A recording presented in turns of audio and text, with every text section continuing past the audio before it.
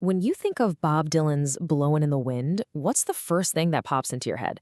Probably a gentle folk anthem, right? A comforting song about hope? Well, what if we've got it all wrong? What if instead of offering answers, it's really a sharp interrogation of power? And what happens when we put its timeless questions right up against the politics of today, especially when seen through the lens of a figure like Donald Trump? Let's get into it. This line, it's one of the most famous in all of music. It feels so final, like a solution. But here's the thing. The real power of this song isn't in this line at all. It's in the 9 questions that come before it. See, the song isn't about finding the answer. It's about forcing us to deal with the questions we'd rather not ask. It really challenges that kind of political certainty, that denialism, where tough questions about justice are just waved away instead of being wrestled with. At its absolute core, Blowin' in the Wind is just a relentless questioning of society, of all of us, really. So for the next few minutes, we're going to break down those 9 urgent, uncomfortable questions that give this song its true, lasting power. A power that honestly feels more relevant now than ever before. Okay, let's dive into that first verse. Dylan doesn't ease you in, not at all. He immediately hits you with 3 huge questions about the very basics: human dignity, the search for peace, and the endless, brutal cycle of war. Themes that are still front and center in our political world today. Right out of the gate, the song opens with this just devastatingly simple question. You have to remember, in 1962, this was a direct shot to the heart of the civil rights movement. It's not some abstract philosophical idea. It's a raw demand for basic human recognition. It's a question that completely undermines any political agenda that tries to decide who gets to be a real citizen and who doesn't. A debate that is, believe me, still raging. And then you get this beautiful but really haunting image of the dove, the symbol of peace that just can't find a place to rest. Dylan is asking, when does peace finally get to land? It's a question that hits hard, especially when so much political talk seems designed to create division, not unity. It makes you wonder, are we actually helping that dove find a home, or are we just making its journey impossible?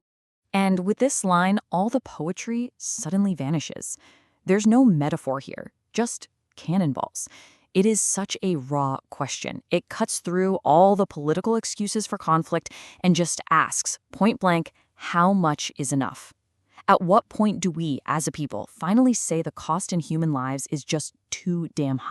Now let's move on to the second verse, because you can see how he builds his case. Here, Dylan shifts his focus from the huge scale of war to something much more personal, the injustice of oppression and our very deliberate choice to simply look the other way. This is just pure genius. He puts these 2 ideas right next to each other. On one side, you have this immense, almost unimaginable geological timescale for a mountain to wear away, and on the other, the painfully long human time that people are forced to wait just to be free. By comparing them, he makes the injustice feel both ancient and completely intolerably urgent. If this song has one central accusation, this is it. This is where it pivots from a systemic problem to a personal one. The issue, Dylan is saying, isn't just that injustice exists. It's that we participate in it through our silence. It's a direct challenge to anyone who turns their head, and that includes not just us, but political leaders who might find it very convenient to pretend certain problems just don't exist. And the final verse, wow. This one might be the most devastating of all. Dylan turns the interrogation inward, pointing directly at our basic failure to even notice, let alone react to, the pain of other people. I mean, think about what he's really asking here. The sky is obvious. It's right there. You can't miss it. So he's asking, what are we actively choosing not to see?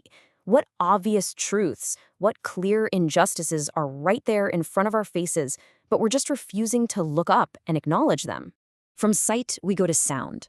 And of course, this isn't about physical hearing. It's about a deep, profound failure of empathy. We have the equipment to hear, but we can still be completely deaf to human suffering.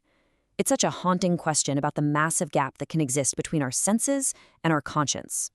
And then he just drops the hammer with this final, brutal question. There is no poetry here, no abstraction. It's the ultimate question of accountability. What's the breaking point? How high does the body count have to get before leaders and all of us can no longer ignore it? So, after all of that, after those 9 gut punch questions, we come back to that famous line. But hearing it now, after the interrogation, It sounds totally different, doesn't it? It's not a solution, it's a diagnosis of the problem. The real genius of the line is that you can read it in two completely opposite ways. On the one hand, there's the hopeful take. The answers are obvious, they're everywhere, as natural as the wind, if we just stop and listen.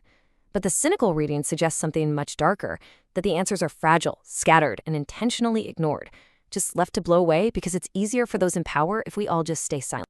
So, in the end, Blowin' in the Wind was never supposed to be a warm, comforting lullaby. It's a bucket of ice water to the face. It's a direct challenge to our own complacency. It holds up a mirror and asks the tough questions that political figures like Donald Trump and their supporters are often accused of sidestepping. Questions about justice, truth, and basic moral responsibility.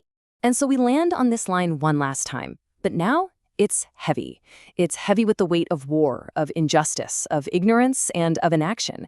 It's not a comforting whisper anymore. It's the echoing silence where a real answer ought to be. Ultimately, Dylan turns it all back on us. The song might be over, but the problems he sang about are still here. The interrogation gets passed from the artist directly to the listener.